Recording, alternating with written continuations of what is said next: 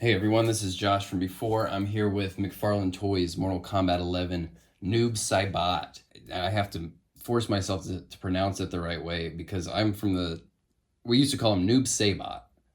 This guy was like back in the day, he was just, he was a secret character, like Reptile was originally. And he was just a color swap of like Scorpion and Sub-Zero, just black. And this was like back in the time before there wasn't YouTube, there wasn't people streaming, there wasn't endless hours of content about people talking about video games. If you wouldn't even know this guy was a secret character in Mortal Kombat, unless you or one of your friends had a Nintendo Power magazine, or actually, if they were really about it, you would have Electronic Gaming Monthly (EGM). That was the dopest video game magazine back in the day.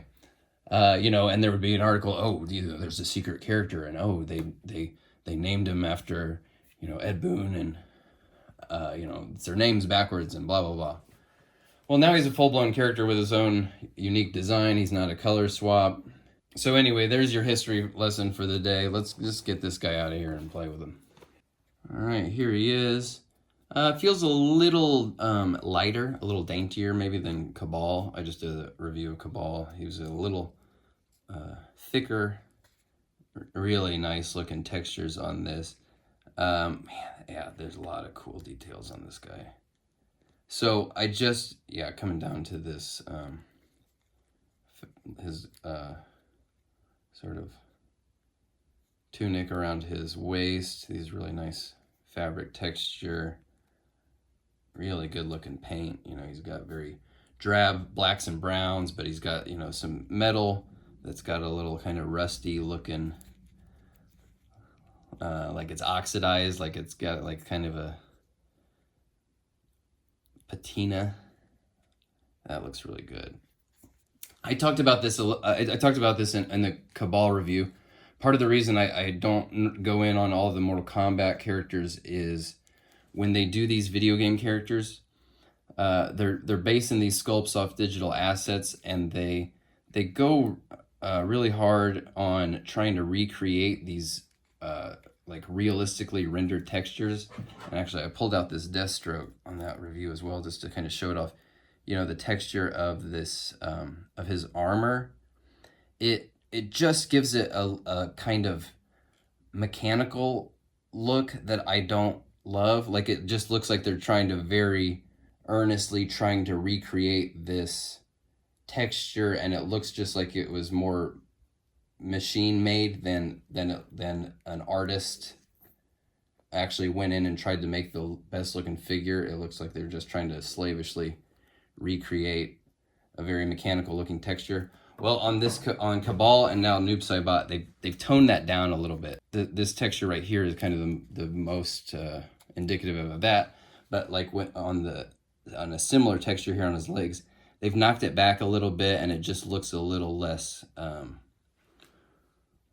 It just looks a little less loud. So when you look at him kind of at a distance, you look at him when you see the whole big picture, it doesn't just like scream at you. Like, the textures are just so loud. I love the gold in his mask here. This cool hood thing on it, gives him a nice depth. The hood, his little tassels down here do get in the way of when he moves his head. You could, I'm sure, get that free of there.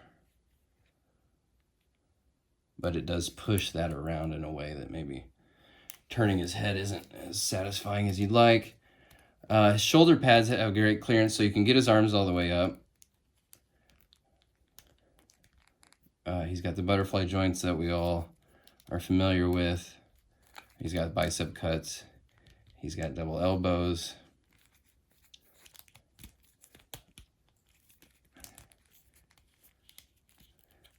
Get around here.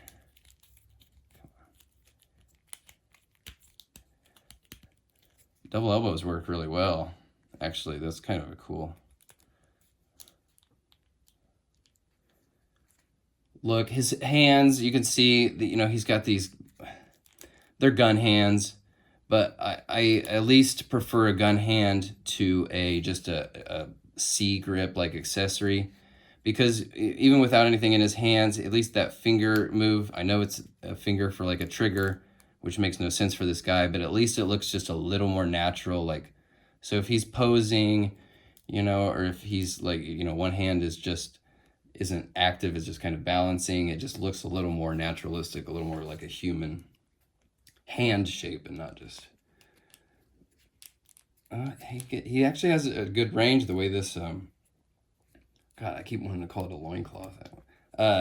Goes around here. It's a soft material, and it's cut in just a way where he can still do that. Almost full on Jean-Claude Van Damme, which is nice. Does he have any? Doesn't have any hip rotation. I'm always talking about this McFarlane leg joint. When done properly, it has the full-on leg swivel. This one doesn't. He's got double knees, but the way this is hanging back here, he's probably not going to get, be in. I mean, I guess you could get it out and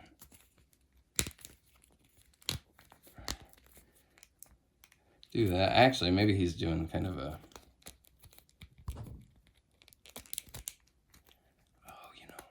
oh, okay, you're not, all right.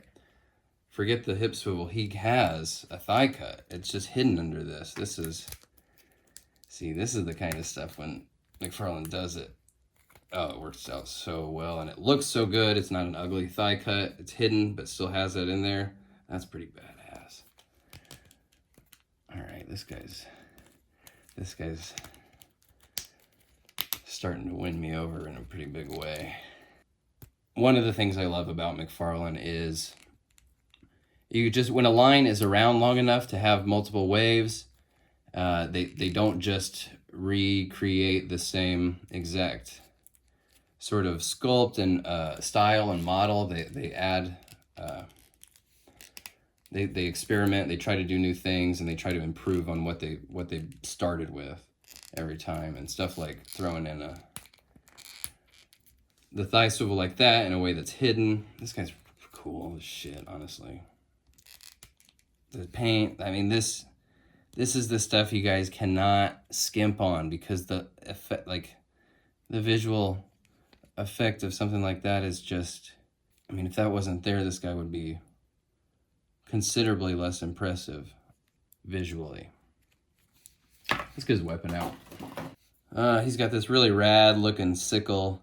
It's really gnarly. It's got all kinds of little spikes and stuff on it. Looks like it's from heck. But you know, the fact that they gave him two accessory hands, gun hands. I mean, it's a fighting game, right? You can't give this guy with one accessory one fist. You can't put one fist on him. You gotta give him both these. His hands are cool though with these little. All right, so here he is with Cabal. As you can see, Cabal's a bit stockier. Spawn here, I've got him a little crouched. So let's just make sure you can see how tall he is. He's got a slightly smaller frame than these guys. Here he is next to absolutely garbage Marvel Legend. Yeah, right. If you're still telling me that the problem with McFarlane is he makes 7-inch scale figures, I mean, look at these guys right next to each other. It's night and freaking day. So, get that out of here. There he is, Noob Saibot. All right, guys, hopefully that gave you a little bit of perspective on this one if you're thinking about buying them. I will see you guys next time. Thanks for watching. Bye.